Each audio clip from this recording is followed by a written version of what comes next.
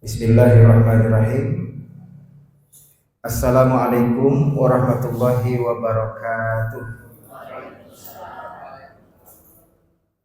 Alhamdulillah wassalatu wassalam ala rasulillah amma ba'd. Alhamdulillah, segala puji dan syukur hanya kepada Allah subhanahu wa ta'ala. Salawat dan salam kepada Nabi kita tercinta Nabi Muhammad sallallahu alaihi wasallam. Bapak Ibu, gimana kabarnya, sehat? Ibu-ibu sehat? Dompetnya sehat, Bu? Orang beriman itu apapun keadaannya mengucapkan apa, Bapak Ibu? Alhamdulillah. Karena kalau kita bersyukur, Allah tambah nikmat. Dan dengan syukur itu mudah-mudahan kita semua masuk surga. Amin ya rabbal alamin. Bapak Ibu mau masuk surga? Mau. Mengapa kita ingin masuk surga? Karena kita di dunia ini hanya sementara. Karena kita yakin pasti mati, betul tidak? Ada yang yakin hidup selamanya di dunia ini? Kalau ada yang yakin hidup selamanya, saya mau belajar juga, Bapak Ibu. Jadi semua kita pasti mati, hanya tinggal menunggu giliran saja. Bisa jadi jamaahnya duluan, ustadznya belakangan. Bisa jadi ustadznya belakangan, jamaahnya duluan. Sama aja. Yang penting kita sungguh-sungguh mempersiapkan bekal pulang kampung ke negeri akhirat. Semoga kita termasuk orang yang cerdas. Orang cerdas itu bukan orang yang gelarnya S1, S2, S3, S10, S cendol, bukan.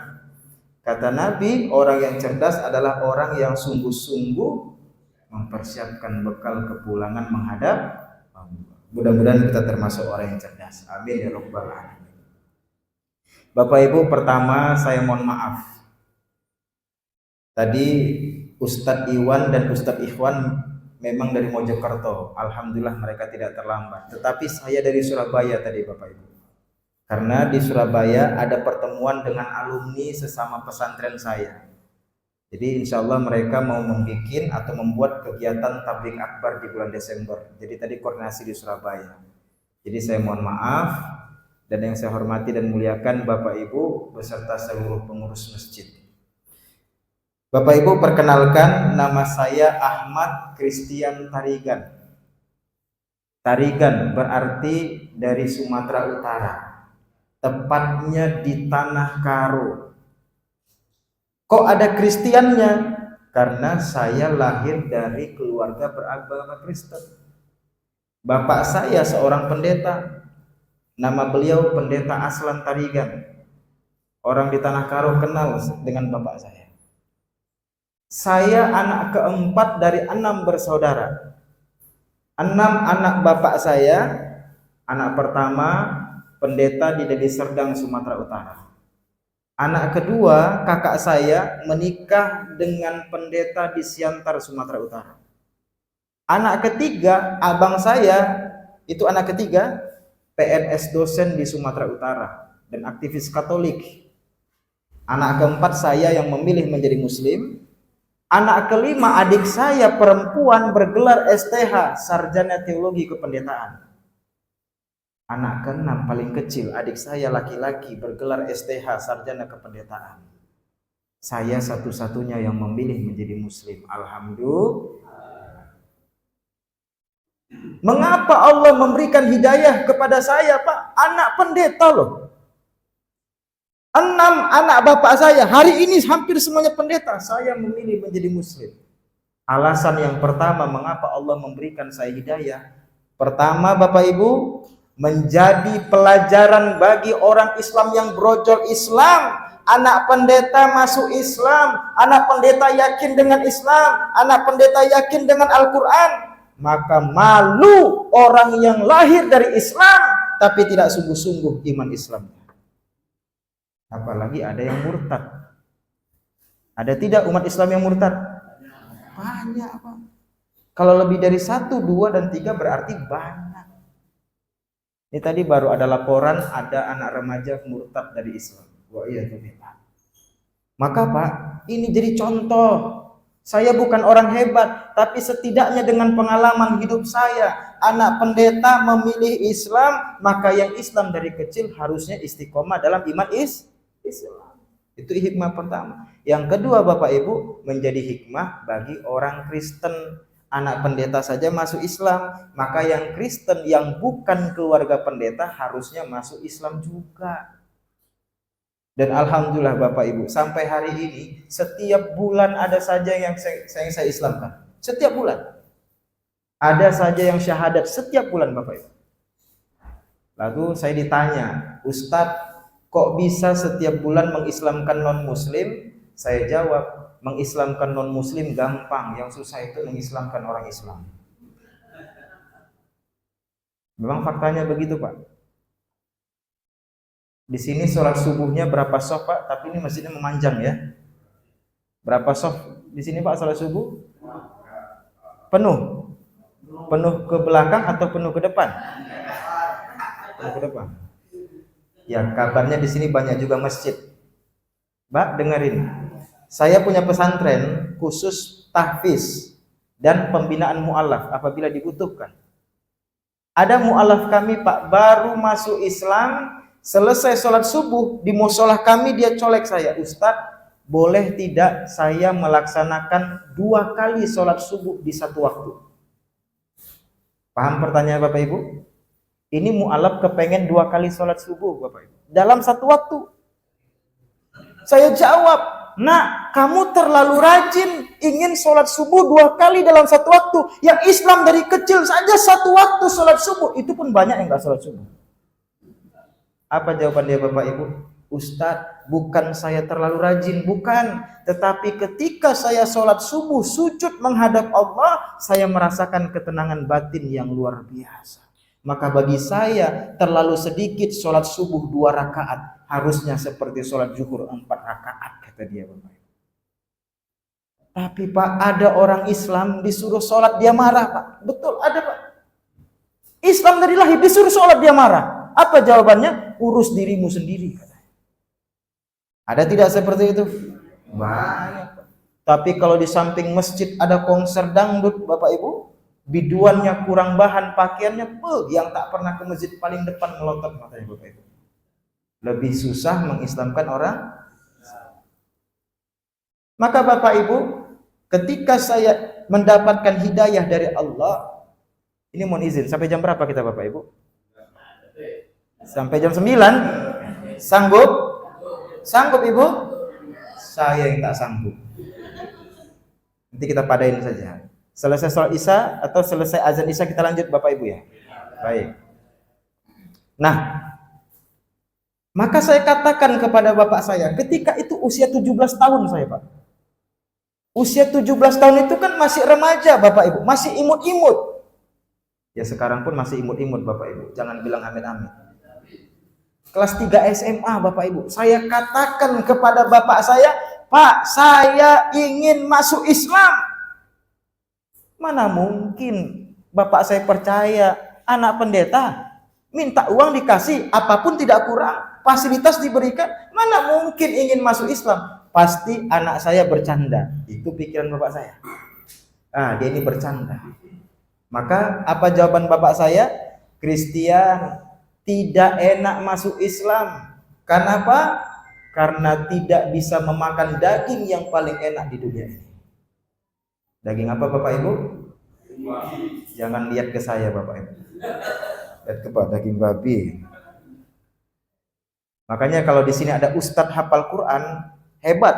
Tapi kelebihan beliau, ada yang beliau tidak punya kelebihan saya. Kelebihan saya, beliau tidak punya. Apa itu? Saya pernah makan daging babi, beliau belum pernah makan daging babi. Jadi sampai hari penasaran mungkin imam kita, gimana rasa daging babi? Jangan dimakan Pak ya, haram. Bapak saya mengira saya bercanda. Saya ulangi lagi kalimat saya. Pak, saya serius ingin masuk Islam. Wah, terjadilah perdebatan Pak. Kristian, kalau kau ingin masuk Islam karena harta, kami ganti berkali-kali lipat. Yang penting jangan masuk Islam. Kristian, kalau kau ingin masuk Islam karena wanita, kami cari wanita yang lebih cantik lagi. Yang penting jangan masuk Islam. Ditawarkan uang, Pak. Saya jawab apa? Pak, saya usia 17 tahun. Saya sampaikan kepada keluarga saya. Saya tidak ada niat masuk Islam karena harta. Karena dalam Kristen saya tidak kekurangan harta. Saya tidak ada niat masuk Islam itu karena wanita. Kelas 3 SMA mana ada niat menikah, Pak? Tapi saya jawab, saya ingin masuk Islam yang pertama karena Yesus tidak pernah berkata di dalam Bible dia Tuhan, tidak pernah. Karena Yesus di dalam Bible tidak pernah mengatakan agamaku Kristen, tidak pernah. Kristen artinya adalah pengikut Yesus, Pak. Tetapi di dalam Bible Yesus tidak pernah mengatakan sembahlah aku maka kalian masuk surga, tidak pernah. Yesus tidak pernah berkata dalam Bible kalau ingin masuk surga sembahlah aku, tidak pernah. Sebaliknya, Pak, di dalam Bible umat Kristen Yesus berkata bahwa Tuhan itu Esa, Allah itu Esa, la ilaha illallah, qul huwallahu ahad. Surat Markus 12 ayat 29. Mohon maaf, Markus 12 ayat 29. Itu tertulis dalam Bible mereka sampai hari ini, Pak. Bahkan dalam Bible mereka sampai hari ini, Pak, Yesus menyatakan dirinya seorang Muslim. Memang tidak secara tekstual Yesus mengatakan saya Islam, tidak. Saya Muslim, tidak. Muslim artinya apa, Bapak Ibu? Pasrah kepada Allah. Maka di dalam Bible Markus, Matius, Lukas, Yohanes, setiap Yesus akan mengadakan mukjizat, Yesus mengangkat tangannya lalu berkata apa? Maka Allah, Bapakku, kehendakmu lah yang terjadi, bukan kehendakku. Dalam bahasa kita, Bapak Ibu, la haula wala quwwata illa billah. Muslim. Yesus dalam Bible sholat, Bapak Ibu. Nggak pernah Yesus di dalam Bible main gitar listrik, zreng, haleluya, halilintar, helikopter. Nggak pernah.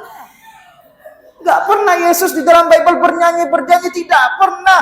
Di dalam Bible Yesus tata cara ibadahnya sholat. Meskipun tidak sama persis dengan sholat kita, tetapi di situ ada Yesus sujud wajah rata dengan tanah, lalu berdoa mengangkat tangan. Saya tanya, Pak, mana umat agama di dunia ini? Umat agama di dunia ini ketika beribadah salah satu tata cara ritualnya adalah sujud wajah rata dengan lantai, dengan sajadah. Umat agama apa? Islam. Itulah sholat. Bapak Ibu, Yesus itu disunat, dihitan, Pak. Kalau kita hari ini tanya orang Kristen, ada tidak mereka yang disunat? Ada. Tapi coba tanya alasannya apa, Pak? Coba, apakah kamu disunat karena ingin ikut Yesus? Tidak. Apa alasan mereka kalau dihitan, disunat? Apa? Kesehatan, medis. Kalau dia badannya tidak tinggi, semoga bisa lebih tinggi. Tidak ada satupun alasannya kami sunat karena ikut Yesus. Tidak pernah, Pak. Enggak pernah. Yesus sunat alasannya satu, karena ibadah. Umat agama apa yang hitan sunat itu niatnya ibadah karena Allah? Islam. Yesus beragama Islam. Makanya ketika saya sunat ditanya, ketika saya masuk Islam ditanya, sudah sunat? Belum. Wah, dipotong juga besok. Kenapa? Niatnya ibadah. Maka saya katakan kepada keluarga saya, Pak, abang, kakak, semuanya, saya ingin masuk Islam karena saya ingin ikut Yesus. Karena Yesus seorang Muslim. Itu alasan pertama. Alasan kedua kenapa saya ingin memilih Islam, karena Islam bukan teroris, Bapak Ibu. Yuk, Bapak Ibu, saya tanya. Tolong tunjukkan satu ayat dalam Al-Quran membantah Islam teroris. Yang bisa jawab berangkat ke Tanah Suci. Bayar sendiri. Ada Bapak Ibu? Nah, kemarin di masjid dekat sini saya sampaikan. Nah, nanti Bapak Ibu buka surat Al-Maidah ayat 32. Itu dalilnya. Pak, waktu saya Kristen, saya selalu mendengar Islamofobia. Apa itu? Tuduhan-tuduhan agar benci kepada Islam. Islam teroris, Islam agama radikal, Islam agama yang gak jelas, bom bunuh diri. Itu yang saya dengarkan, Pak. Dan saya nggak sempat mengklarifikasi kepada Islam ketika itu, karena saya kan ya sudah dengar saja. Tibalah usia 17 tahun, kelas 3 SMA. Saya tanya kepada seorang ustadz, nama beliau Ustadz Sudirman Laksa. Beliau itu paham Bible. Nah, ketika saya tanya, Ustadz, benarkah Islam teroris? Tolong bantah. Kalau saya menuduh Islam teroris, tolong bantah. Beliau jawaban simpel, Pak. Apa kata beliau? Kristen, sini. Saya berikan kamu Al-Quran terjemahan berbahasa Indonesia. Kamu baca ini dari awal sampai akhir. Kalau di dalam Al-Quran kami ada perintah bom bunuh diri, kalau di dalam Al-Quran kami ada perintah melakukan aksi terorisme, maka hari ini saya dibaptis, sekarang juga masuk Kristen. Serius Pak Ustaz? Serius? Wah, semangat lah saya kan. Ini bakal saya Kristen kan nih Pak Ustaz. Saya bawa Al-Quran terjemahannya Pak. Tahu Pak? Saya selesai baca Al-Quran terjemahan itu selama 6 bulan. Saya baca dari awal sampai akhir setengah tahun. Ayo, Bapak Ibu di sini ada yang sudah pernah membaca Al-Quran terjemahan dari awal sampai akhir selesai? Kalau Arabnya saya yakin ada. Terjemahan ada? Belum ada Pak. Aduh, dibaca Bapak Ibu. Supaya kita tahu arti apa yang kita baca. Dalikal kitabul la raiba fihi hudal lil muttaqin. Apa artinya? Enggak tahu. Itu Pak, dibaca artinya. Syukur-syukur di sini ada kajian majelis tafsir. Saya Pak dari awal Quran terjemahan sampai akhir saya baca Pak. Saya ubek-ubek, bolak-balik. Ini kok nggak ketemu ayatnya? Cari Pak. Dan memang di dalam Al-Quran tidak saya temukan Islam teroris, tidak. Di dalam Al-Quran tidak saya temukan perintah bom bunuh diri, tidak ada. Malah sebaliknya saya temukan di dalam surat Al-Ma'idah ayat 32. Jatuh air mata saya, bergetar tangan saya. Inilah ternyata Islam yang selama ini saya tuduh terorisme. Waktu itu saya tidak tahu Arabnya, saya baca artinya. Allah menegaskan, man qatala nafsan bi ghairi nafsin aw fasadin fil ardi faka'annama qatala nasa jami'an. Ayat ini tidak ada di dalam Bible. Ayat seperti ini tidak ada dalam kitab orang Hindu, Buddha, tidak ada, hanya ada di dalam Qur'annya umat Islam. Apa arti ayatnya Bapak Ibu? Siapa yang membunuh satu orang tanpa alasan yang benar, dia tidak salah tapi dia dibunuh, dia tidak bersalah tapi dihilangkan nyawanya. Allah menegaskan satu yang dibunuh tanpa ada kesalahan, dosanya bagaikan membunuh seluruh manusia yang ada di dunia ini. Saya tanya, Bapak Ibu pernah dengar ayat ini? Ibu pernah dengar ayat ini? Belum pernah. Kalau Bapak, alhamdulillah kalau sudah. Makanya mohon maaf kalau ada orang ngaku Islam, KTP Islam, pergi ke kantor polisi, melakukan bom bunuh diri, lalu mati polisi yang tak bersalah. Ada tidak di kantor polisi tak bersalah? Banyak. Polisi soleh banyak Bapak Ibu. Polisi hafal Quran banyak. Saya banyak teman-teman polisi soleh Pak. Kalau itu dibunuh tanpa ada kesalahannya, Pak, itu bisa jadi pelakunya orang Islam, tapi bukan ajaran Islam. Islam tidak seperti itu. Maka Islam bukan teroris, Pak. Tidak ada saya temukan dalam Bible, kalau membunuh satu orang tak bersalah, dosanya bagaikan membunuh seluruh bersalah. Tidak ada, Pak. Di dalam kitab manapun keadaan, hanya Islam yang berani memberikan jaminan. Kalian yang mengaku iman Islam, kalau kalian melakukan bom bunuh diri, mati polisi tak bersalah. Kalau kalian melakukan pembunuhan, mati orang tak bersalah, dosanya bagaikan membunuh seluruh manusia di dunia ini. Berapa jumlah manusia di dunia ini Bapak Ibu? 8 miliar, 7 miliar. Sudah pernah dihitung Pak? Sudah. Ya, katanya berdasarkan survei, Pak, tak termaafkan dosanya. Itu maksudnya. Paham? Paham Bu? Tidak termaafkan dosanya. Itu maksudnya. Tetapi apakah ayatnya sampai di situ? Tidak. Yuk, lanjutin ayatnya Bu. Waman ahyaha. Nah, enggak tahu. Bu, lanjutin ini Bu. Kuce. Waduh, sampai bapak-bapaknya hafal. Ya Pak, Lanjutan ayatnya, waman ahyaha faka'annama ahyan nasa jami'a. Jatuh air mata saya. Islam bukan teroris. Artinya apa Bapak Ibu? Ini pernah saya sampaikan artinya ketika saya mengaji, memberikan tablik akbar di Masjid Kauman Yogyakarta. Hadir ribuan umat Islam. Seorang dokter menurut saya sampai menangis. Itu hadir ribuan umat Islam sampai keluar masjid. Ini pun saya lihat banyak sampai keluar masjid. Tetapi yang tidak kasat mata, malaikat-malaikat Allah. Seorang dokter saya, Ustadz, terima kasih sudah membacakan ayat ini dan membacakan artinya. Kenapa Pak Anda menangis? Saya seorang dokter, Ustadz. Saya Islam dari lahir. Saya banyak menolong orang yang sakit. Dan baru ini saya tahu dalam Al-Quran ada ayatnya, siapa yang menolong satu orang saja, faka'annama ahyan nasa jami'an, pahalanya bagaikan menolong seluruh manusia di dunia ini. Itu artinya Bapak. Dia peluk saya seorang dokter, Ustaz. Maka menangis saya. Yang pertama ayatnya adalah kalau membunuh satu orang tak bersalah, dosanya bagaikan membunuh seluruh manusia ini. Tapi tidak cukup. Lanjutan ayatnya, siapa yang menolong satu orang saja, mau agamanya Kristen, mau agamanya Buddha, apalagi Islam, kita tolong dia Pak, satu orang saja, pahalanya bagaikan menolong seluruh manusia ini. Maka Bapak Ibu, selesai dari ngaji ini, keluar pulang ke rumah, ada anak yatim minta bantuan, lapar. Satu orang kita tolong, pahalanya bagaimana Bapak Ibu?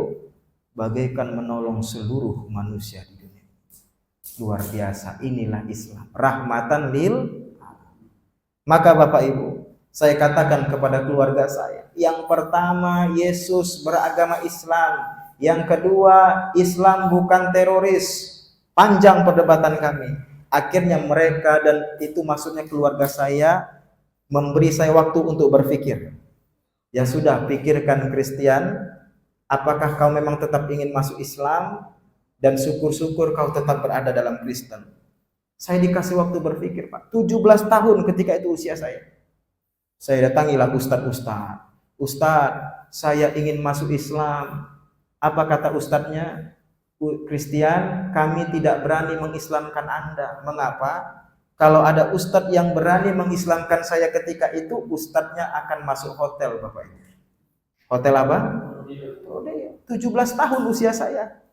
Di Indonesia, di bawah usia 19 tahun, jika ingin pindah agama harus apa? Tanda tangan orang tua. Malah ada seorang ustadz mengatakan, Kristen, sekarang usiamu 17 tahun, Kristen saja dulu sampai usia 19 tahun. Nanti usia 19 tahun baru masuk Islam.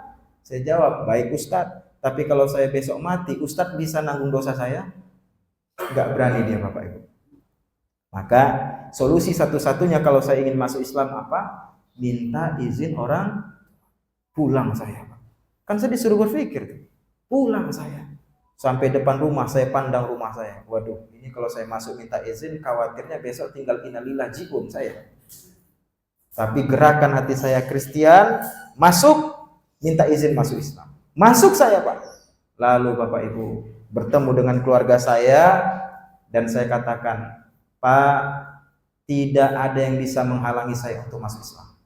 Tolong tanda tangani saya minta izin masuk Islam. Apapun resikonya saya tidak peduli.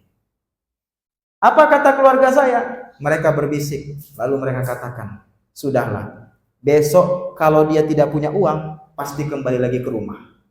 Maka izinkan saja dia masuk Islam. Ini hanya karena penasaran saja. Besok kalau dia sudah tidak ada uang, dia pasti pulang dan minta dibaptis lagi. Ditandatangani Pak. Surat izin saya masuk Islam. Tapi apa kata orang tua saya? Keluar dari rumah ini, jangan lagi anggap dirimu marga tarigan, dan jangan bawa harta sepeser pun dari rumah ini. Diusir saya.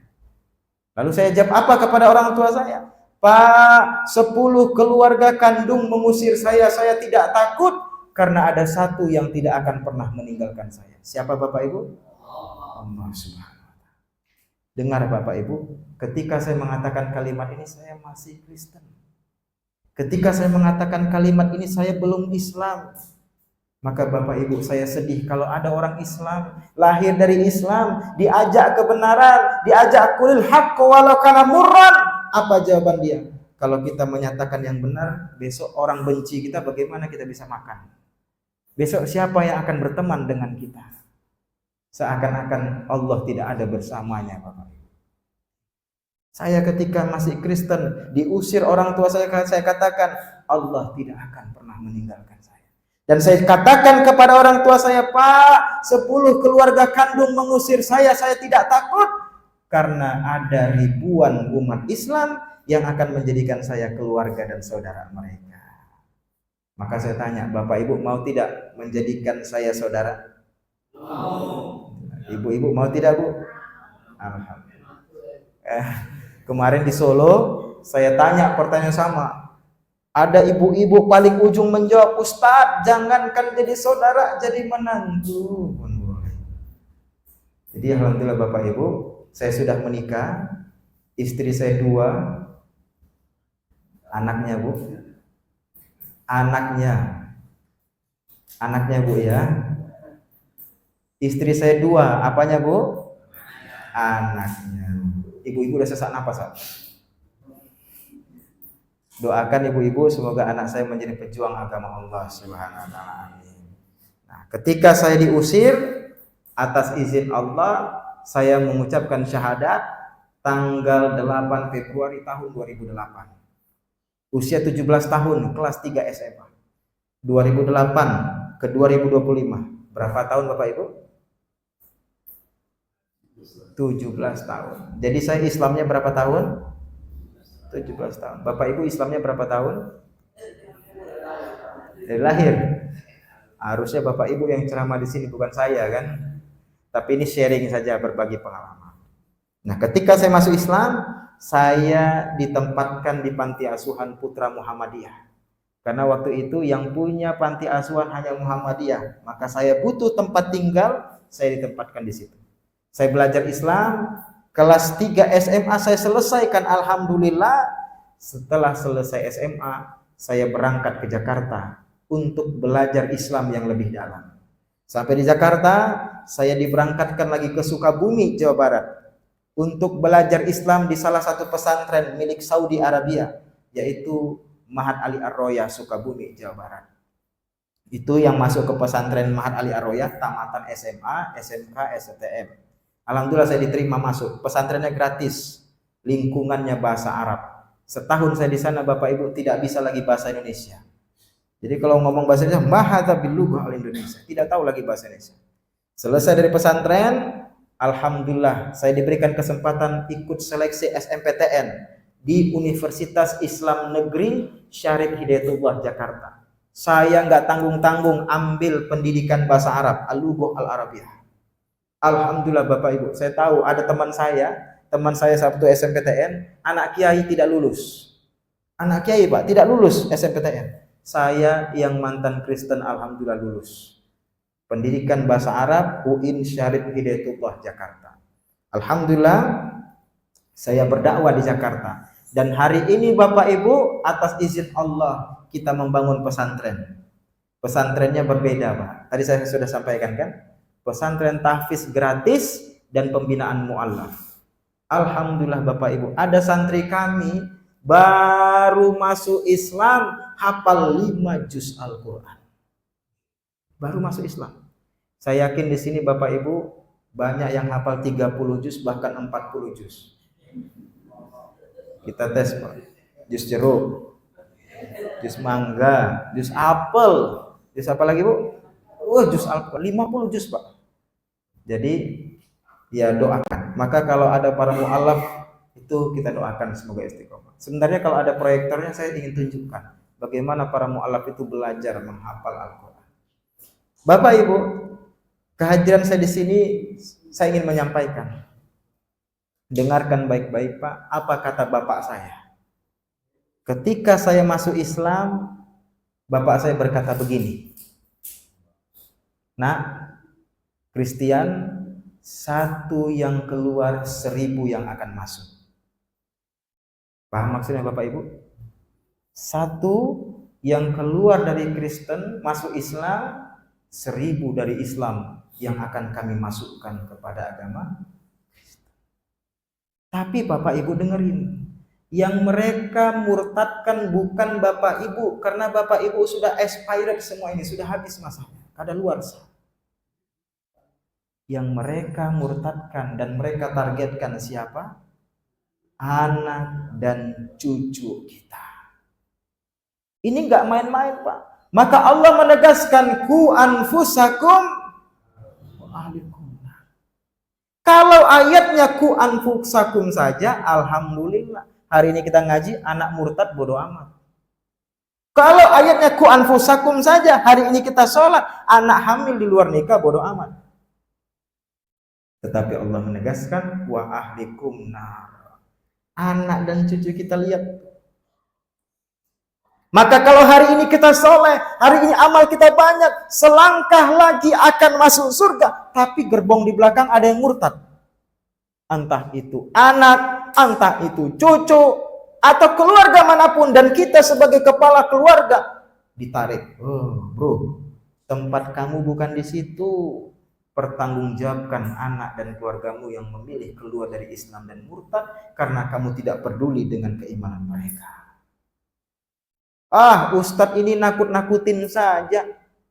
Itu kan ucapan bapaknya Ustadz pendeta. Itu kan nakut-nakutin saja. Mana mungkin mereka ingin memurtadkan anak-anak kami? Enggak mungkin. Baik. Jam berapa azan Isya Bapak Ibu? Iya, selesai azan Isya kita lanjut ya. Ini jam berapa? Berapa menit lagi azan Isya Pak? Supaya nggak tanggung. Baik. Bapak Ibu, ada yang bertanya, Ustadz nakut-nakutin saja. Mana buktinya mereka ingin memurtadkan kami? Kalau hanya ucapan bapaknya Ustadz yaitu pendeta, ya wajar. Namanya dia marah. Baik. Sekarang saya buka Bible mereka Pak. Bukan Quran, nanti Quran ya. Kita kan ingin dalil dari mereka. Mengapa mereka ingin memurtadkan umat Islam? Benarkah mereka ingin memurtadkan anak dan keturunan kita? Dalam Bible mereka, kalimatnya, dengarlah hai orang, dalam kalimatnya, jadikanlah semua bangsa muridku dan baptislah mereka atas nama Bapa, Putra, dan Roh Kudus. Dengarin Bapak Ibu, di dalam ayat ini mereka orang-orang Kristen itu diperintahkan membaptis. Apa itu membaptis?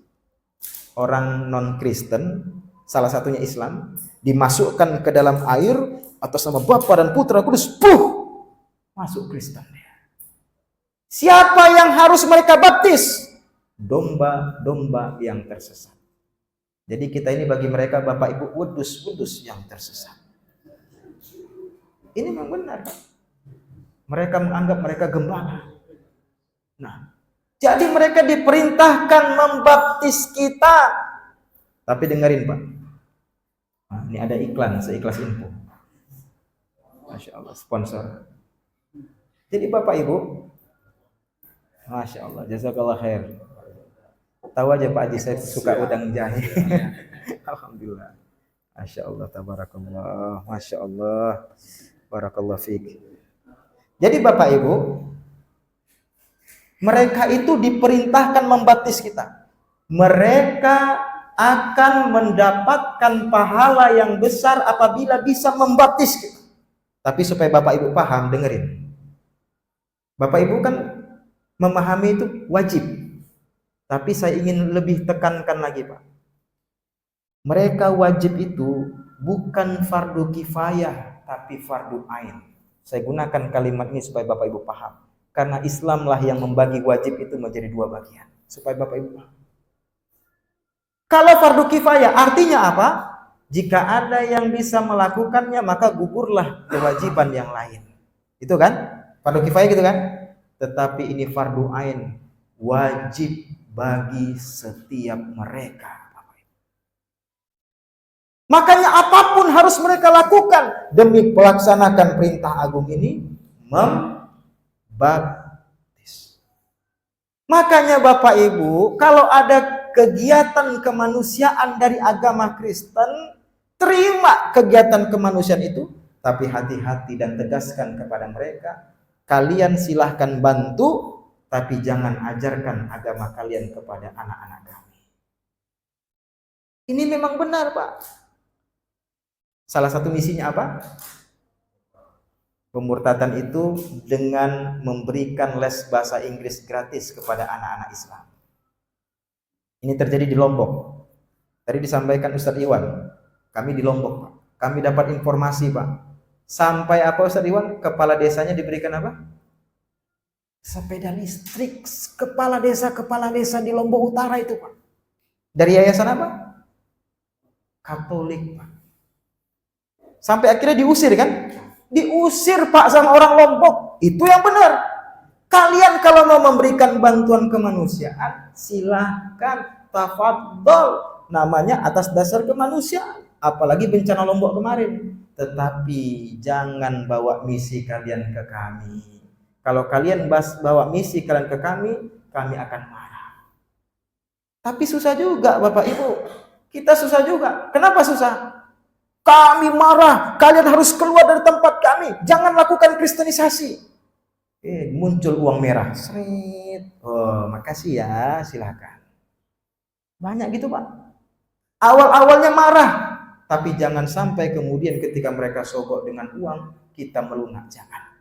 Kalian silahkan memberi bantuan, tapi jangan lakukan pemurtadan. Ustaz, kami tidak percaya. Itu kan kata Bible mereka. Kami hanya percaya dengan Quran. Baik, lanjutin ayatnya Bapak Ibu.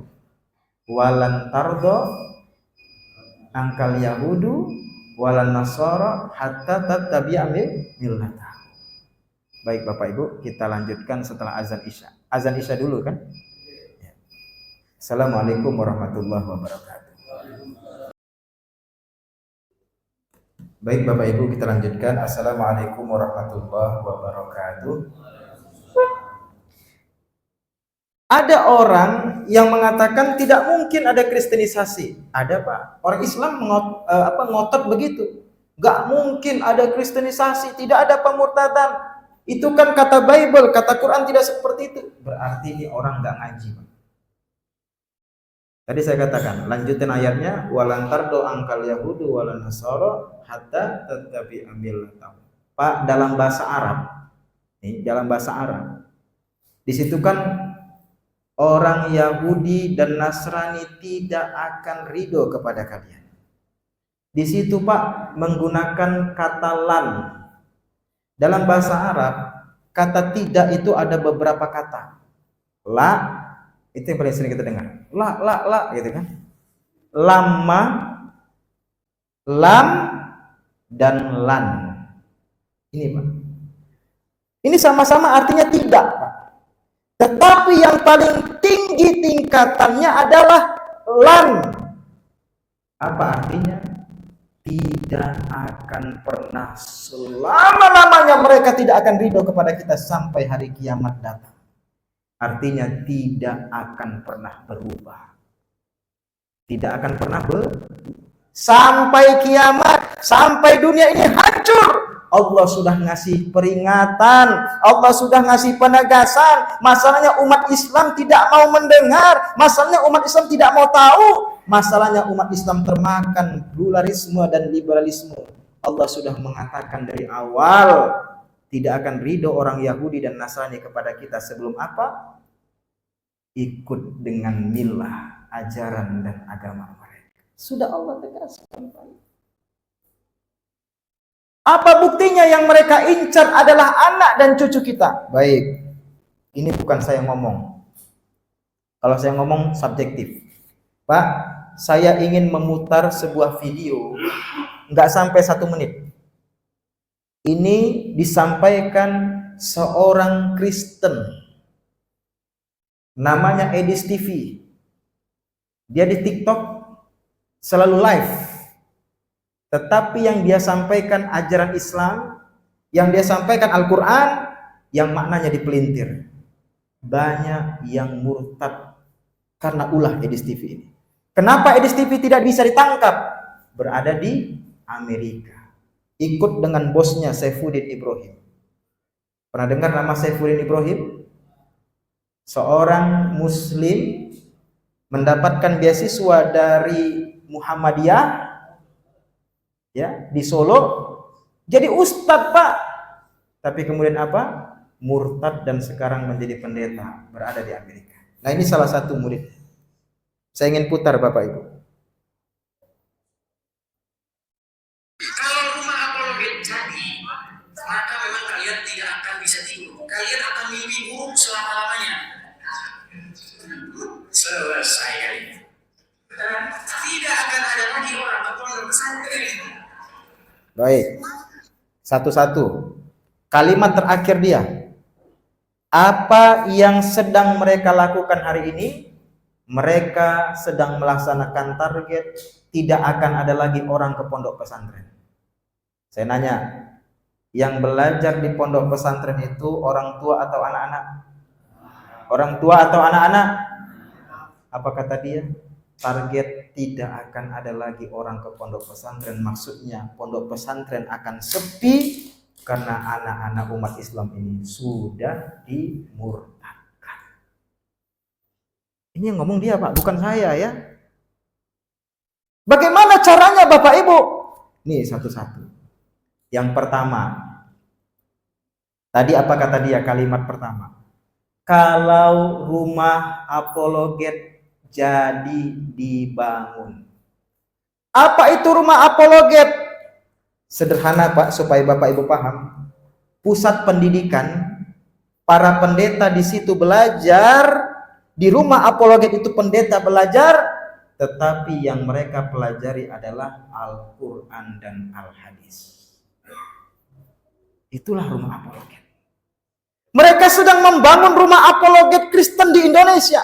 Maka ketika kita buka TikTok Edis TV, bantuan untuk membangun rumah apologet Kristen. Di mana tempatnya di Indonesia? Kita tidak tahu Pak. Mereka tidak sampaikan kepada kita di mana tempatnya. Kalau tahu kita tempatnya kita bubarin. Enggak tahu kita. Pak, kenapa mereka mendidik pendeta agar bisa berbicara tentang Quran dan hadis? Mempersiapkan pendeta untuk debat dengan para ustadz. Dan sekarang terjadi kan debat-debat itu kan. Ada namanya RK, ada namanya Mihana, ada namanya Edis TV. Itu Pak, ketika mereka di live TikTok, mereka Kristen, tetapi yang mereka sampaikan apa? Quran. Wahai umat Islam, ngapain kalian sholat? Kalau kalian katakan kalian ingin sholat karena ingin masuk surga, kalian salah, kata dia begitu. Dia potonglah ayatnya. Fawailul lil, dipotong sampai situ. Artinya apa? Celakalah orang yang sholat. Kalau Bapak Ibu ngaji, alhamdulillah. Anak kita kagak ngaji. Lalu diajak ke gereja. Ngapain kamu sholat? Celaka. Lebih bagus kita happy di gereja. Ada Pak. Lalu apa kata mereka? Orang Islam dan orang Kristen Tuhannya sama-sama banyak. Prinsipnya banyak tapi satu, satu tapi banyak. Kristen kan trinitas. 3 dalam 1, 1 dalam 3. Mereka giring pemahaman Islam ke sana. Apa Pak kata dia? Kenapa Islam itu sama dengan Kristen Tuhannya banyak? Dia ambillah ayatnya. Laqad khalaqnal insana fi ahsani taqwim. Kalau Tuhan kalian itu esa, kalau Tuhan kalian itu tidak bisa, tidak banyak, harusnya laqad khalaqtul, bukan laqad khalaqnal. Yuk, apa bedanya laqad khalaqtul dan laqad khalaqnal Pak?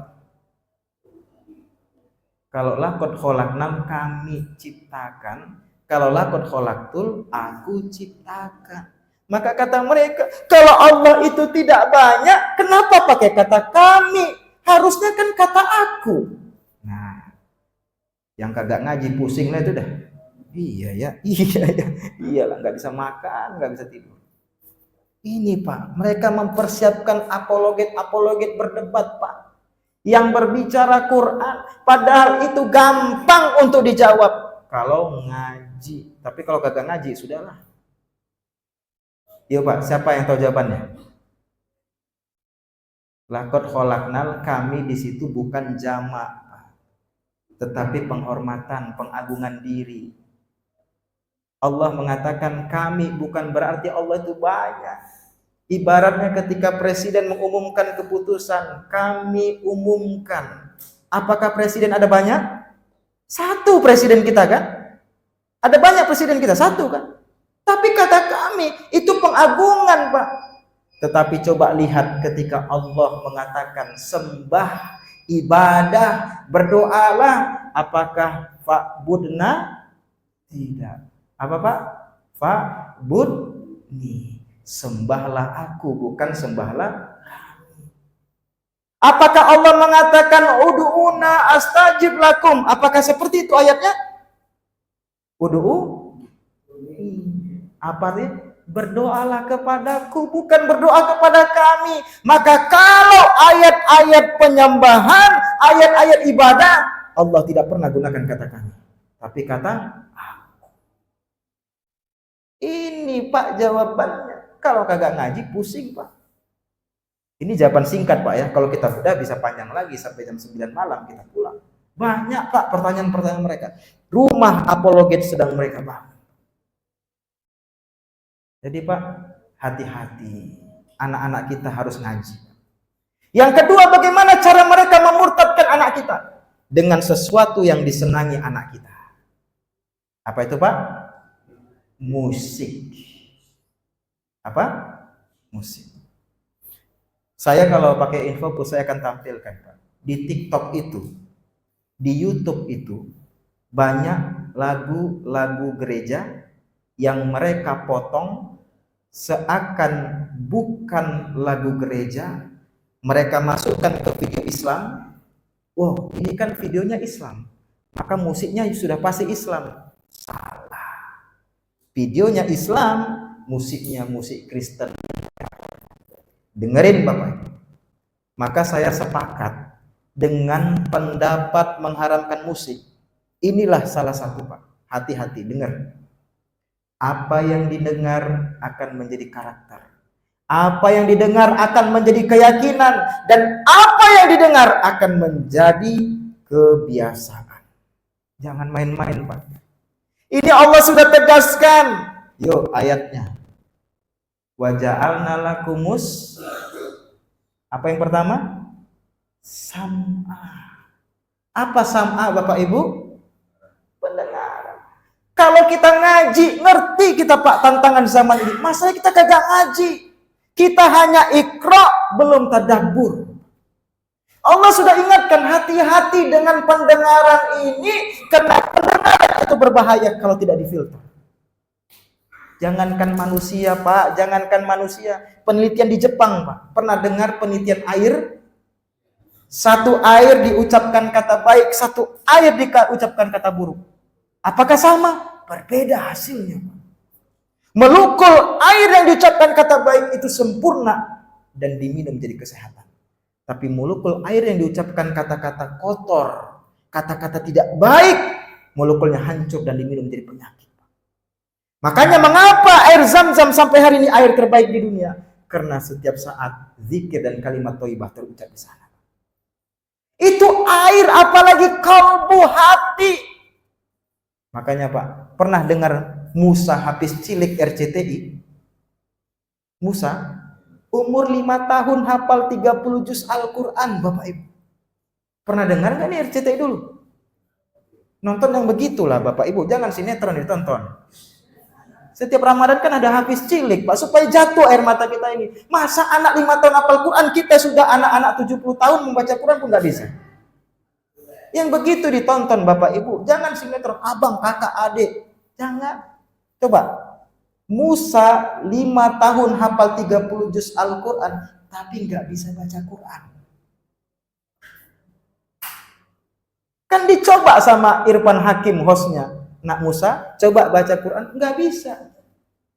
Apa kata orang tuanya? Ustaz, kan waktu itu almarhum Syekh Ali Jaber. Apa katanya? Anak kami ini setiap hari 24 hours, 24 jam tidak pernah mendengarkan musik. Tidak pernah mendengarkan musik, di rumah tidak ada musik, tapi 24 jam mendengarkan apa? Murotal Al-Quran. Pak, saya setelah masuk Islam belum baca Quran, belum bisa baca Quran. Saya hafal surat Al-Adiyat. Mendengar, Pak. Wal adiyati dhabha fal muriyati qadha. Waktu itu saya belum bisa baca Quran, Pak. Tapi dengar, hafal. Pendengaran. Makanya jangan heran anak-anak kita hari ini menghafal Quran susahnya minta ampun, tapi lagu dangdut, 1 menit cepat hafalnya. Kenapa, Pak? Waktu kita timang anak kita, lai. Jadi itulah anak kita. Apalagi orang tuanya bertengkar nih, suami istri bertengkar nih, wa iyadzubillah, suami istri bertengkar, anak di situ, anak dengar semua dari mulut bapak dan mamanya, kebun binatang keluar. Jadi itulah anaknya. Jangan main-main dengan pendengaran. Dan ini mereka masuk melalui musik. Saya ingin tunjukkan sebenarnya, Pak, ada satu YouTube lagu Kristen loh, Pak. Satu YouTube lagu Kristen. Saya screenshot dan sampai hari ini ada. Yang komentar ke bawah itu, Pak, orang-orang Islam yang mengatakan, saya Islam, tapi kok mendengar lagu ini hati saya merasa teduh dan damai. Dengarkan Al-Quran kepanasan ya, Pak. Saya mendengarkan lagu ini jatuh air mata saya. Islam semuanya komentar dari awal sampai akhir, Pak. Hati-hati, Pak. Sekali masuk, maka berpengaruh kepada hati. Pertama, buat mereka dulu cinta kepada lagu Kristen, lagu gereja. Kemudian apa? Ingin tahu bagaimana agama Kristen. Dan kemudian masuklah ke agama Kristen. Ini yang paling sering. Mungkin Bapak Ibu pernah mendengar dengan hamilisasi. Itu sudah lama, Pak. Itu sudah kuno, Pak. Hamilisasi itu gaya lama, pemurtadan gaya lama. Anak perempuan kita didekati laki-laki Kristen, dipacari, dihamili. Lalu apa kata laki-laki Kristen ini? Kalau kamu mau saya bertanggung jawab, ikut saya. Itu gaya lama, Pak. Berpotensi pidana. Sekarang gaya baru, Pak. Dengan musik. Dengarin Bapak Ibu. Mau anak Bapak Ibu selamat dari pemurtadan dari cara musik? Mau? Mulai dari Anda. Anda sebagai orang tua haramkan musik, maka anak pun akan ikut. Tapi kalau Anda tiap pagi dengarkan musik, joget, anak pun akan ikut. Ini nggak main-main. Makanya kemarin ada videonya, ada seorang anak, ini anak perempuan, Pak, ketika dia ruqyah, apa kalimat yang terucap dari mulutnya? Yesus Tuhanku, Yesus Juru Selamat. Padahal dia Islam. Kenapa? Nih, dengerin.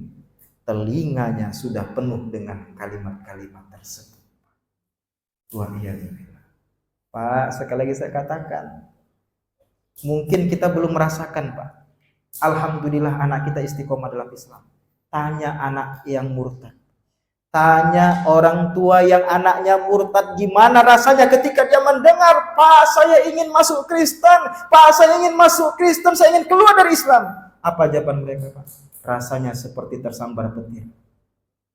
Ada satu bapak, anaknya yang dia besarkan kepala jadi kaki, kaki jadi kepala, dia sekolahkan di Universitas Brawijaya Malang. Selesai dari Universitas Brawijaya Malang, datang ke pesantren kami Gunung Sindur jauh-jauh membawa anaknya, Pak. Apa jawabannya? Ustadz, saya ketika mendengarkan anak saya ini mau murtad, saya langsung operasi ring jantung.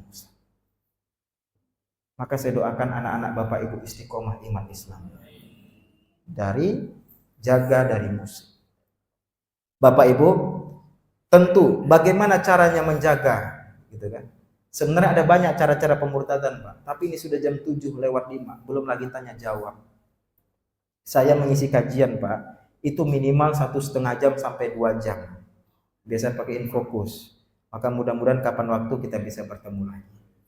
Nah, langsung kepada bagaimana cara membentengi akidah anak-anak kita dari pemurtadan. Ustadz, di sini ada kajian kristologi setiap bulan? Ada. Ustadz, kalau bisa setiap bulan ada kajian kristologi. Apa itu kajian kristologi? Kajian yang membahas tentang kebenaran Islam dari sudut pandang Bible, dari sudut pandang agama Kristen. Ini panjang penjelasannya. Singkatnya adalah Bible mereka itu ada kalimat Nabi Muhammad. Akan datang Nabi setelah Yesus, yaitu Nabi Muhammad. Ada. Dalam Bible, Yesus bukan Kristen. Yesus bukan Tuhan. Itu harus dibahas. Di dalam Kristen menegaskan apa? La ilaha. Dan di dalam kristologi akan dibahas pemalsuan Bible. Itulah. Tapi jangan sampai jamaahnya hanya bapak ibu ini. Ya kan saya udah bilang, expired semua ini. Ajak anak kita, Pak. Ajak cucu kita dengerin. Nah, kamu mau 100.000, 200.000, 300.000? Mau, Pak. Tapi ikut ngaji sebulan sekali saja. Kajian kristologi. Agar apa? Ketika dia mendengarkan beginilah Kristen, lalu beginilah luar biasa Islam, terbuka di hatinya, selama ini Bapak Ibu anak kita diracuni dengan kalimat-kalimat apa? Semua agamanya sama. Semuanya agama ini sama, Kristen Islam sama saja. Kan Islam dan Kristen tidak sama, jangan hanya bahas Islam. Maka ada dalam Islam itu apa? Qorinul adyan. Apa itu, Pak? Perbandingan agama.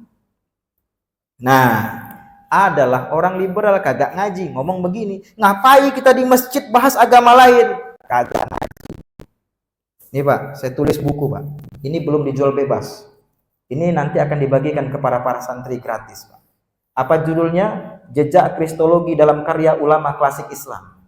Ini tebal Pak, 150 halaman Bapak Ibu. Saya nulis buku ini hampir setahun lebih, itu sampai sakit saya harus mengejar karena saya harus baca-baca kitab terdahulu. Pak, dengerin, ulama klasik Imam Ibnu Taimiyah, Imam Ar-Razi, Imam Al-Hambali, Imam Al-Ghazali, dan ulama-ulama masa dulu itu membahas kristologi dalam kitab mereka, Pak. Membahas kristologi. Yesus bukan Tuhan, Bible dipalsukan, kebenaran ada dalam Islam, dan akan datang Nabi menurut Bible itu Nabi Muhammad. Dibahas dalam kitab mereka, Pak. Kristologi. Lalu siapa kita hari ini di zaman penuh fitnah tidak butuh kristologi? Hati-hati. Maka Bapak Ibu, buat di sini kajian kristologi, tetapi yang hadir adalah anak-anak dan remaja. Saya tidak tahu di sini siapa ustadz yang ahli kristologi. Permasalahannya tidak banyak ustadz yang paham kristologi. Itu dia permasalahannya. Tuh ya. Yang kedua Bapak Ibu, solusinya jaga iman anak kita. Cek handphone anak kita. Jangan sampai yang didengar di handphone itu adalah lagu-lagu yang menyesatkan akidah mereka. Dan terakhir yang ketiga, Bapak Ibu doakan. Hari ini di Jakarta kami sudah merasakan bahwa masjid-masjid itu rutin mengadakan kajian kristologi. Salah satunya Masjid Agung Sunda Kelapa. Tetapi Pak, memang masjid butuh kajian kristologi. Ustadznya nggak banyak yang tahu kristologi. Doakan Bapak Ibu, bulan Oktober, 22 Oktober Hari Santri, kami akan melakukan pendidikan gratis, pendidikan kristologi kepada 1000 santri penghafal Al-Quran di Jabodetabek. Mengapa Jabodetabek Ustaz? Karena itu yang bisa kami jangkau. Doakan Bapak Ibu, 1000 santri nanti akan mendapatkan buku ini secara gratis. Buku pertama tadi sudah sampaikan, agar mereka bisa berargumentasi tentang kristologi, dan yang kedua supaya mereka bisa berargumentasi tentang Bible. Judulnya The Hidden Truth of the Gospel, membongkar pemalsuan Bible. Buku ini diapresiasi Dr. Zakir Naik ketika kami makan malam bersama beliau di Jakarta. Bapak Ibu, seperti saya bilang, pendeta nanti berbicara Al-Quran. Maka santri-santri kita harus mampu berbicara Bible. Ketika mereka jual, kita borong. Kamu bertanya tentang Islam, saya jawab semuanya. Tapi kemudian tanya, izinkan saya bertanya tentang Bible. Pasti mereka akan kelabakan. Karena musuh umat Kristen itu dua, Pak. Musuh umat Kristen itu dua. Bukan Al-Quran, bukan umat Islam. Musuh umat Kristen yang pertama adalah Bible-nya sendiri. Yang kedua, bahasa asli Bible-nya sendiri. Bahasa Yunani, bahasa Ibrani, itulah musuh mereka. Kalau kita bahas lagi Pak, panjang nanti nih Pak. Intinya adalah doakan bulan Oktober kami akan mengadakan pelatihan kristologi kepada 1000 santri di Jabodetabek secara gratis untuk menjadi pendakwah yang hebat di masa depan. Amin Allah. Demikian Bapak Ibu, silahkan jika ada yang bertanya. Ada yang bertanya Bapak Ibu, silahkan. Baik, silakan Pak. Waalaikumsalam warahmatullahi wabarakatuh. Orang di Malang Selatan itu pemutatannya sangat khusus, tidak biasa kecamatan. Itu awalnya ya ada lisan, juga zaman.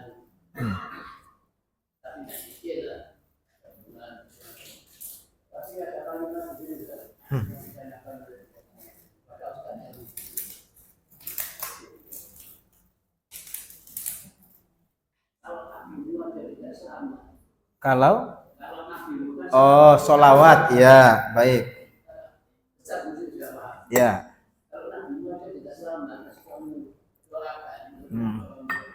ya, ya, baik Bapak Ibu. Atau ada pertanyaan lain? 2 pertanyaan saja. Ibu-ibu ada mau bertanya? 1 saja, baik. Saya jawab Pak, setelah nanti kita tutup. Yang pertama adalah pemurtadan di Malang Selatan. Itu yang kita ketahui Pak. Yang tidak kita ketahui, seluruh Indonesia ini banyak kasus-kasus pemurtadan. Banyak sekali. Kemarin saya di Solo, saya lupa itu Solo mana, mereka sedang membangun rumah doa yang sangat mewah dan megah di Solo. Sekian ratus meter tanah itu sudah dibebaskan. Berawal dari situ Pak. Padahal umat Islam, umat Kristennya tidak ada, tapi mereka bangun rumah doa. Targetnya siapa yang akan masuk rumah doa itu? Islam. Bagaimana caranya? Yuk, ada bantuan, tetapi pembagiannya di rumah doa. Yuk, ada pendidikan agama, pendidikan bahasa Inggris gratis kepada anak-anak kita, tetapi di mana diajarkan? Di rumah doa. Jadi itu Pak. Jadi banyak tempat. Sudah saya katakan, itu akan selalu ada sampai hari kiamat. Maka pertahankan iman anak kita dan keluarga kita. Yang kedua, tadi mereka itu sekarang belajar Islam, mencari tentang konsep-konsep Islam, lalu mereka pelintir untuk memurtadkan umat Islam. Contohnya tadi kan, kalian umat Islam ini diperintahkan bersolawat kepada Nabi, berdoa untuk Nabi supaya Nabi selamat. Berarti Nabi kalian tidak selamat, bagaimana kalian bisa selamat? Nabi kalian saja belum tentu selamat, maka kalian doakan Nabi kalian supaya selamat. Wow, salah. Jangan Anda, ini jawaban kepada Kristen ya, jangan Anda pahami Islam itu dengan kacamata Kristen. Kristen itu pakai bahasa Indonesia, Islam itu bahasanya ada bahasa Arab sebagai standar dan tafsirnya. Sholawat itu bukan doa, tetapi pujian dan pengagungan, dan kita ucapkan kepada Nabi Muhammad SAW sebagai pujian yang bukan berarti doa Nabi Muhammad agar selamat. Tidak, justru sebaliknya, ketika Nabi Muhammad SAW ketika akan meninggal, akan wafat, ya Allah, kalau bisa rasa sakit sakaratul maut umatku itu timpakanlah saja kepadaku. Justru sebaliknya, Nabi yang berdoa untuk kita. Justru sebaliknya, ketika nanti kita di akhirat akan mendapatkan syafaat Nabi atas izin Allah Subhanahu wa Ta'ala, maka sholawat itu adalah pujian dan pengagungan, bukan doa keselamatan. Tapi Pak, mereka akan menolak. Kita jelaskan sampai berbunyi pun mereka menolak. Maka inilah pentingnya kristologi. Ketika kita sudah jawab, jangan sampai di situ selang balik dia. Kamu kan sudah bertanya tentang Islam kepada saya, sholawat. Sekarang saya tanya balik nih. Benarkah Yesus mati di kayu salib untuk menebus dosa manusia? Itu dia kristologi. Kalau kita jawab Islam, ibarat kita main bola, diserang mulu, nggak serang, malu kita Pak. Kalah kita Pak. Maka ketika kita jawab, mereka nggak akan terima. Karena orang Kristen itu tidak akan mengingat mengimani Quran dan hadis. Maka bagaimana masuk kepada benteng mereka? Tanya Bible, pusing mereka. Katanya Yesus mati di kayu salib untuk menebus dosa manusia, tetapi di dalam Bible ada ayat mengatakan terkutuklah yang mati di tiang salib. Ada yang tahu. Kok bisa? Bagaimana saya bisa tahu ayatnya? Inilah disebut dengan kristologi. Ketika kita tunjukkan ayatnya, gimana cara jawabnya? Yesus mati di kayu salib katanya menebus dosa manusia, tetapi ada ayatnya di dalam Bible, matilah yang terkutuklah orang mati di kayu salib. Maka kita tariklah dalam Islam yang mati di kayu salib itu bukan Yesus atau bukan Nabi Isa alaihissalam, tapi siapa? Salah satu hawariyun yang berkhianat. Itu kristologi. Nggak bisa jawab ya Pak. Jadi Bapak Ibu, ya pertanyaan-pertanyaan seperti itu ada. Kita harus bisa jawab, tapi kemudian kita harus mampu menyerang balik.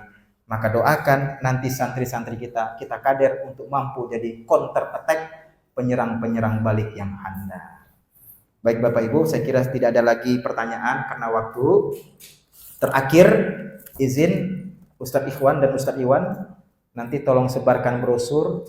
Bapak Ibu, di malam hari ini saya mau bertanya, apakah Bapak Ibu mau menolong agama Allah melawan pemurtadan? Ibu, apakah mau menolong agama Allah melawan pemurtadan? Alhamdulillah. Pak, Bu, seperti kami sampaikan, di bulan Oktober kami akan membagikan 2 buku penting ini kepada 1000 santri. Berita sedihnya sampai hari ini belum terkumpul untuk 1000 santri. Ini kami posting di YouTube dan TikTok. Bapak lihat TikTok kami DNAP TV dan YouTube kami Divisi Nasional Anti Pemurtadan. Ketika kami bikin video, ayo umat Islam bantu, yang komentar banyak non-muslim Pak. Salah satunya apa komentarnya? Tidak akan mampu kalian membagikan itu untuk 1000 santri secara gratis, sedangkan kalian membangun masjid saja meminta sedekah di pinggir jalan. Saya tanya, bisa tidak kita bagikan buku ini untuk 1000 santri secara gratis Bapak Ibu? Bisa tidak? Allahu Akbar. Dengerin Bapak Ibu, bayangkan jika buku ini dari Bapak atau dari Ibu sampai kepada santri, Pak, yang dibagi siapa? Santri. Dengerin, yang mendapatkan buku ini siapa Bapak Ibu? Santri penghafal Quran. Dan ketika mereka kelak menjadi ulama yang hebat tentang kristologi, dan mereka membentengi akidah anak kita dan bahkan mengislamkan non-muslim, pahalanya sampai kepada Bapak Ibu meskipun Bapak Ibu telah terbaring di dalam kubur. Saya yakin Bapak Ibu belum pernah ikut program ini Pak. Maka ayo semua ikut program ini. Bapak Ibu, 2 buku ini dan pelatihan kristologi untuk 1 santri Rp150.000 wakaf dari kita. Saya tanya, Bapak Ibu, dari kita untuk 1 santri Rp150.000 mereka dapat 2 buku ini. Mahal atau mahal? Mahal atau mahal Bapak Ibu? Sangat murah. Saya tanya, Bapak Ibu pernah tidak ada program seperti ini datang kepada Bapak Ibu? Belum. Baik, kalaulah Pak, Bu, kalaulah Bu, setelah wakaf ini tidak ada lagi program ini, karena ini sampai Oktober. Tidak ada lagi program ini, dan Allah takdirkan kematian kita setelah melaksanakan program ini. Hitung sendiri Pak. Kalau usia kita 50 tahun, 150.000 dibagi 50 tahun. Berapa Bapak Ibu? Sekarang kita hitung. 150.000 dibagi 50. Hanya 3.000 1 tahun Bapak Ibu. Tidak mahal. Maka Bapak Ibu silahkan ikut program ini. Ada brosur yang disebarkan. Ada nomor rekening atas nama Divisi Nasional Anti Pemurtadan. Bukan atas nama Ahmad Tarigan. Ahmad Tarigan tidak ada urusan. Bapak Ibu ikut program ini untuk Bapak Ibu, bukan untuk saya. Bapak Ibu tidak ikut program ini, itu juga untuk Bapak Ibu, bukan untuk saya.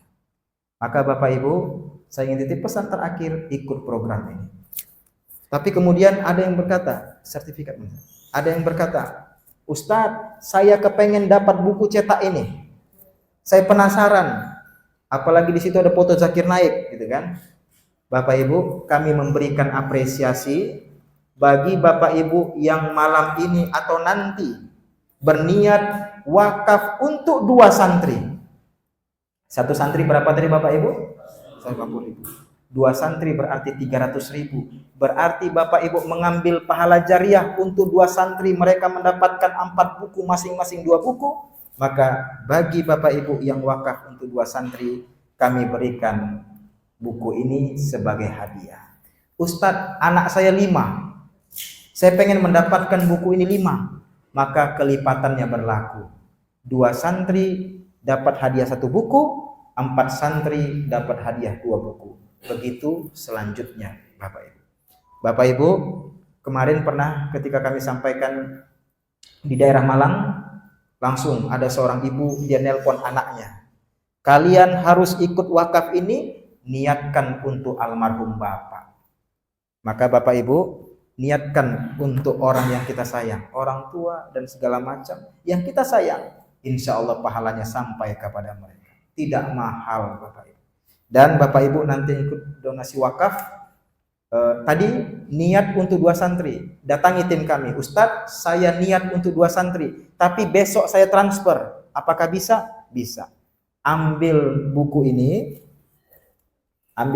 karena kan kami mungkin tidak datang lagi kemari, tapi Bapak Ibu yang malam hari ini sudah terketuk, saya akan 2 santri. Temui tim kami, Ustadz saya akan 2 santri, tapi saya transfer besok. Ambil buku ini, nanti ada kertas format dari tim kami, tuliskan nama Bapak Ibu, tuliskan nomor WhatsApp, agar kami bantu ingatkan kalau lupa. Tapi cek lagi nomor WA-nya, jangan sampai lupa, jangan sampai salah. Bapak Ibu, begitu sebaliknya, apabila 2 atau 3 santri atau 4 santri, boleh ditransfer, ambil dulu bukunya. Bapak Ibu yang ikut wakaf, baik yang wakaf tunai maupun wakaf transfer, nanti Bapak Ibu mendapatkan sertifikat ini dari kami. Sertifikat ini tulisannya apa? Pejuang melawan pemurtadan. Simpan di rumah, jadikan kenang-kenangan. Ini rasa sayang dari kami bahwa Bapak Ibu adalah orang yang dipilih oleh Allah untuk membantu menolong agama Allah melawan pemurtadan. Demikian Bapak Ibu, mohon maaf kalau ada salah-salah kata. Kesalahan dari saya, kebenaran dari Allah Azza wa Jalla. Mudah-mudahan kapan waktu kita bisa bertemu lagi di waktu yang penuh berkah dan di kajian yang lebih panjang lagi waktunya.